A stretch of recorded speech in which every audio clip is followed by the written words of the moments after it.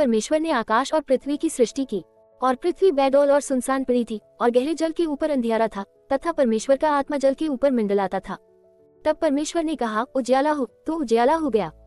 और परमेश्वर ने उजियाले को देखा कि अच्छा है, और परमेश्वर ने उजियाले को अंधियारे से अलग किया। और परमेश्वर ने उजियाले को दिन और अंधियारे को रात कहा, तथा सांझ हुई फिर भोर हुआ। इस प्रकार पहला दिन हो गया। फिर परमेश्वर ने कहा, जल के बीच एक ऐसा अंतर हो कि जल दो भाग हो जाए। तब परमेश्वर ने एक अंतर करके उसके नीचे के जल और उसके ऊपर के जल को अलग अलग किया, और वैसा ही हो गया। और परमेश्वर ने उस अंतर को आकाश कहा, तथा सांझ हुई फिर भोर हुआ। इस प्रकार दूसरा दिन हो गया।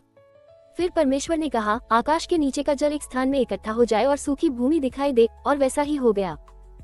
और परमेश्वर ने सूखी भूमि को पृथ्वी कहा, तथा जो जल इकट्ठा हुआ उसको उसने समुद्र कहा। और परमेश्वर ने देखा कि अच्छा है।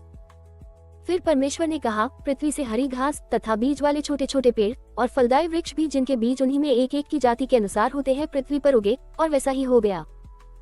तो पृथ्वी से हरी घास और छोटे छोटे पेड़ जिनमें अपनी अपनी जाति के अनुसार बीज होता है, और फलदायी वृक्ष जिनके बीज एक एक की जाति के अनुसार उन्हीं में होते हैं, उगे। और परमेश्वर ने देखा कि अच्छा है।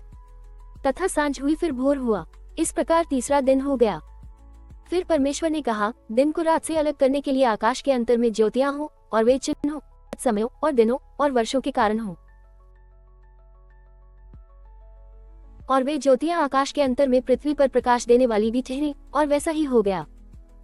तब परमेश्वर ने दो बड़ी ज्योतियां बनाई। उनमें से बड़ी ज्योति को दिन पर प्रभुता करने के लिए, और छोटी ज्योति को रात पर प्रभुता करने के लिए बनाया, और तारागण को भी बनाया।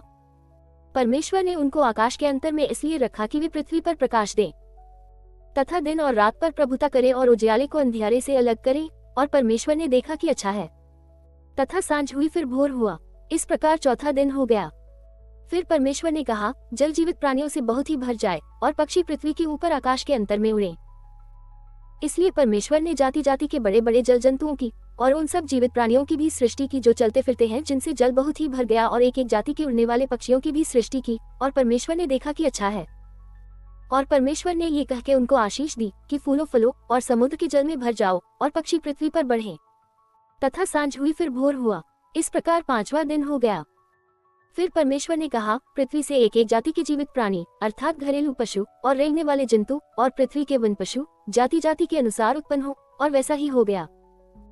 सो परमेश्वर ने पृथ्वी के जाति जाति के वन पशुओं को, और जाति जाति के घरेलू पशुओं को, और जाति जाति के भूमि पर सब रेंगने वाले जंतुओं को बनाया। और परमेश्वर ने देखा कि अच्छा है।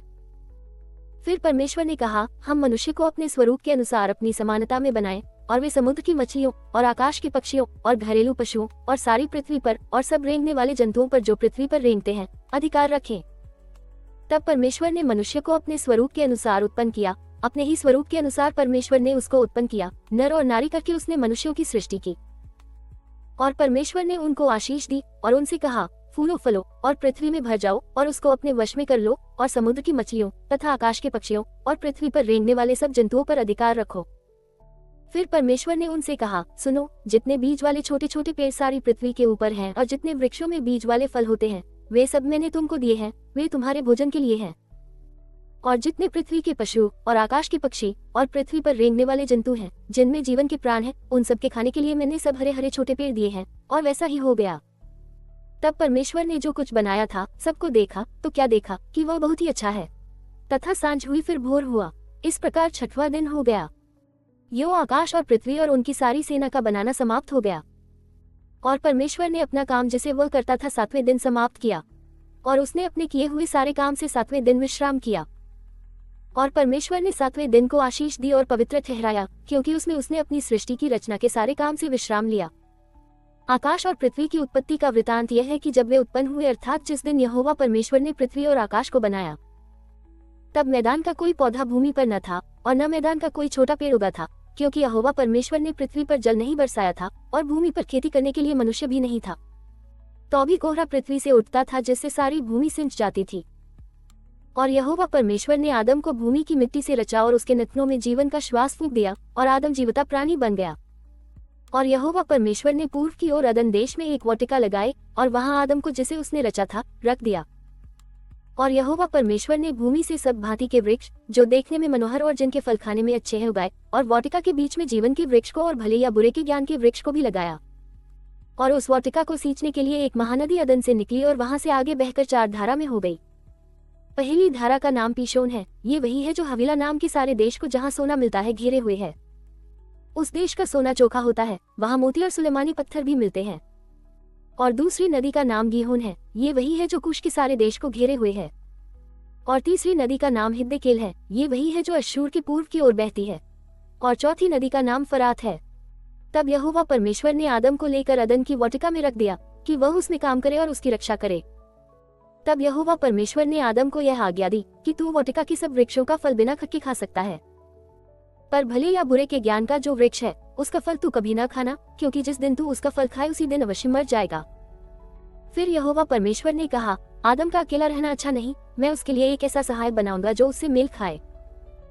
और यहोवा परमेश्वर भूमि में से सब जाति के बनेले पशुओं और आकाश के सब भांति के पक्षियों को रचकर आदम के पास ले आया कि देखे कि वह उनका क्या क्या नाम रखता है। और जिस जिस जीवित प्राणी का जो जो नाम आदम ने रखा वही उसका नाम हो गया। सो आदम ने सब जाति के घरेलू पशुओं और आकाश के पक्षियों और सब जाति के बनेले पशुओं के नाम रखे, परंतु आदम के लिए कोई ऐसा सहायक न मिला जो उससे मेल खा सके।